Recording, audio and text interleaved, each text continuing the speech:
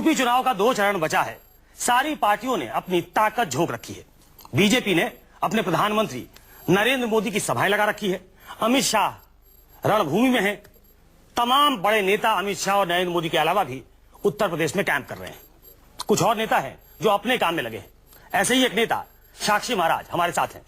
साक्षी महाराज जी, आपको मेरी आवाज आ रही है? साक्षी महाराज जी, आपका लगता है कि विवादों से चोली दामन का साथ हो गया। आज आपने जो एक बयान दे दिया वो तो प्रधानमंत्री ने भी नहीं दिया था। अब 21वीं सदी में प्रधानमंत्री कब्रिस्तान और शमशान पे बात कर रहे थे। आपने कहा कब्रिस्तान तो खत्म ही कर देना चाहिए, उनकी डेड बॉडीज को जला देना चाहिए। आपने कहा ऐसा?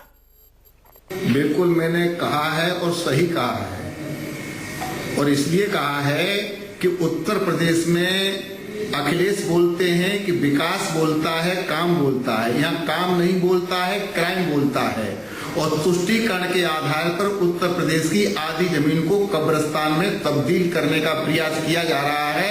तब नरेंद्र भाई मोदी को बोलना पड़ा कि गांव में कब्रिस्तान बने तो शमशान भी बने।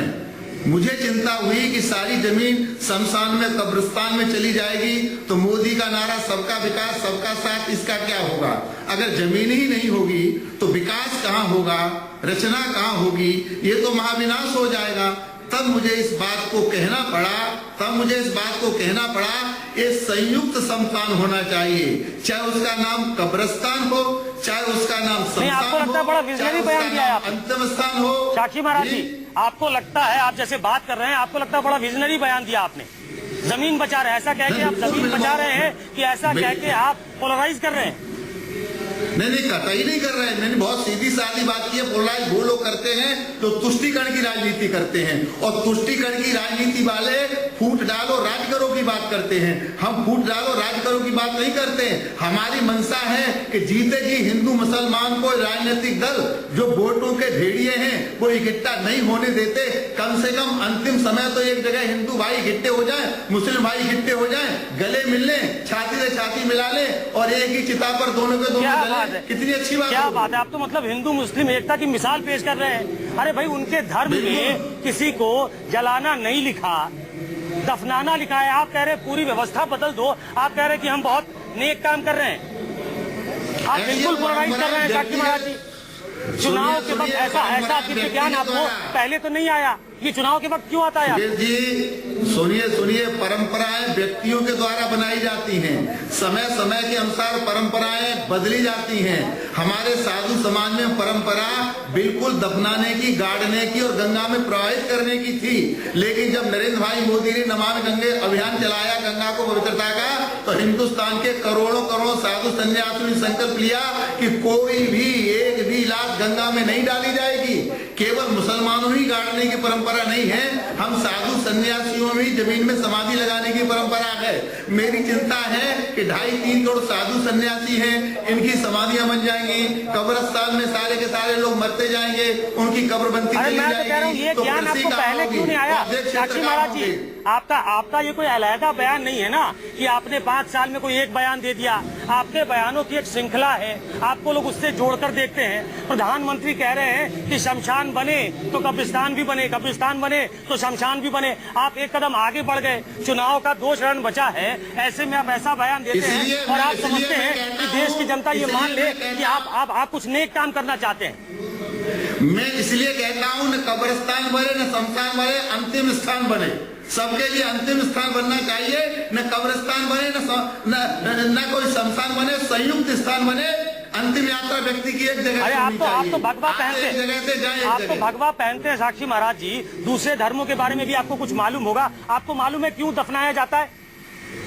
मुस्लिम धर्म में दफनाने की परंपरा क्यों है? आप मेरे सुनिए, आप मेरे भगवा को चैलेंज मत करिए। सारे विश्व में एक धर्म था, एक धर्म है, एक ही धर्म रहेगा। उस धर्म का नाम है सत्य सनातन वैदिक हिंदू धर्म। और कोई मदद, चलिए इसके तो बाद में डिबेट कर लेंगे। आप मेरे सवाल का जवाब दीजिए। धर्म है और न कोई धर्म होगा। धर्म मैं आपकी डेट ऑफ बर्थ नहीं होगी। मैं आपकी ये बात मान लूं कि सिर्फ हिंदू धर्म है, ये तो नहीं चलेगा साक्षी महाराज जी। साक्षी महाराज जी, प्रोफेट मोहम्मद ने जो कहा और भीमराव अंबेडकर ने कहा, दोनों एक हैं। क्या आपको लगता है मुसलमानों को अब ये समझ लेना चाहिए कि दफनाने की परंपरा खत्म कर दी जाए, क्योंकि साक्षी महाराज के पास एक दिव्य ज्ञान ऐसा आया है कि किसानों की जमीन खत्म हो जाएगी। सबसे बड़ी समस्या देश में आज आपको दिख रही है कि किसानों की जमीन खत्म हो जाएगी। कि आपको समस्या ये लग रही है कि उत्तर प्रदेश में आपकी जमीन खत्म हो जाएगी। सुनिए, मुझे लगता है आप ये चाहते हैं हिंदुस्तान में कब्रिस्तान बना लिए जाए तो मुसलमानों का उद्धार हो जाएगा क्या? सारे हिंदुस्तान को कब्रिस्तान बना दिए उद्धार हो जाएगा क्या? उद्धार तो विकास से होने वाला है, कब्रिस्तानों से नहीं होने वाला है।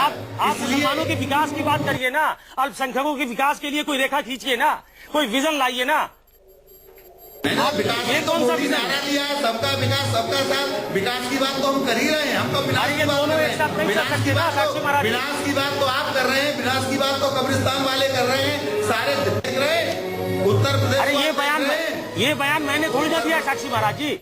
साक्षी महाराज जी, ये बयान तो आपने दिया, मैंने थोड़ी ना दिया है। प्रधानमंत्री कहते हैं सबका साथ सबका विकास, आप कह रहे हैं कि मुसलमान भी दफनाए न जाए, उनको जला दिया जाए। आप तो एक ऐसी खाई पैदा करना चाहते हैं कि पूरा उत्तर प्रदेश जले। हिंदुस्तान का भला करना चाहते हैं, ये खाई पैदा करने का नहीं है। इसमें भलाई दिख रही है आपको? तो एक वहम होता है कि मरने के बाद जन्नत मिलेगी, 72 हूरें मिलेंगी, और जब जला दिया जाएगा तो न जन्नत मिलेगी न हूरें मिलेंगी। उसे आतंकवाद में समाप्त। ये कुरान में लिखा है, कुरान में लिखा होता है, ये कुरान में लिखा है 72 हूरें मिलेंगी। नहीं है इस देश में आतंक। ये आपने नया कर दिया है। अच्छा, मैं ये जानना चाहता हूँ आपने जो ये कहा, आप जो ये कुछ भी कहते हैं, आपके प्रधानमंत्री कह रहे थे और देश के प्रधानमंत्री कह रहे थे कि कब्रिस्तान और शमशान दोनों बनने चाहिए। आपने कोई पूछा किसी से कि क्या मुझे ये थियरी देनी चाहिए, क्या मुझे ये कहना चाहिए, ऐसा या खुद से अपने मन से कह दिया? धर्माचार्य हूँ, एक अखाड़े का आचार्य हूँ। उत्तर प्रदेश में अखिलेश जी कहते हैं काम नहीं। आप बीजेपी के सांसद भी हैं, आप बीजेपी के सांसद भी हैं, आप नरेंद्र मोदी के सांसद भी हैं साक्षी महाराज जी। आप मेरी बात को सुनिए पहले। नहीं, मैं आपको याद करा रहा हूँ। आप काटे ना, आप लाइन ना काटे, मैंने याद करा दिया कि आप नरेंद्र मोदी के सांसद भी हैं। अखिलेश जी कहते हैं कि काम बोलता है, जब उत्तर प्रदेश में क्राइम बोलता है तो अखिलेश को सड़कों की चिंता नहीं है, विकास की चिंता नहीं है, जान माल की सुरक्षा की चिंता नहीं है, कब्रिस्तान की चिंता है। कब्रिस्तान का निर्माण हो रहा है, तब नरेंद्र भाई मोदी को कहना पड़ा गांव में कब्रिस्तान बने तो शमशान भी बनना चाहिए। मोदी के ये इरादे नहीं है कब्रिस्तान और शमशान सारा देश, सारी जमीन कब्रिस्तान शमशान को दे दिया है। जब अखिलेश बहस तो इसी पे हो रही थी, तब मोदी को कहना पड़ा कि कब्रिस्तान बने तो बाद में शमशान भी बनना चाहिए। तब मैंने कहा न शमशान की आवश्यकता है न कब्रिस्तान की आवश्यकता है संयुक्त एक स्थान की, जहाँ हिंदू मुसलमान दोनों गले मिलकर के संसार से विदा हों। ये नई थ्योरी जो आप दे रहे हैं वो बड़ी हास्यास्पद लगती है, बहुत चौंकाने वाली भी लगती है। साक्षी महाराज की नई थ्योरी जो आज सामने आई है, उस पर हम बात कर रहे थे कि शमशान भी ना हो, कब्रिस्तान भी ना हो, दोनों को एक साथ जलाया जाए। तो ये है, उत्तर प्रदेश का चुनाव नजदीक है, आपको समझने की जरूरत नहीं है, बहुत दिमाग पे जोर डालने की जरूरत नहीं है कि ऐसे बयान क्यों आ रहे हैं और क्यों इस तरीके से वेहीमेंटली उसको डिफेंड किया जा रहा है।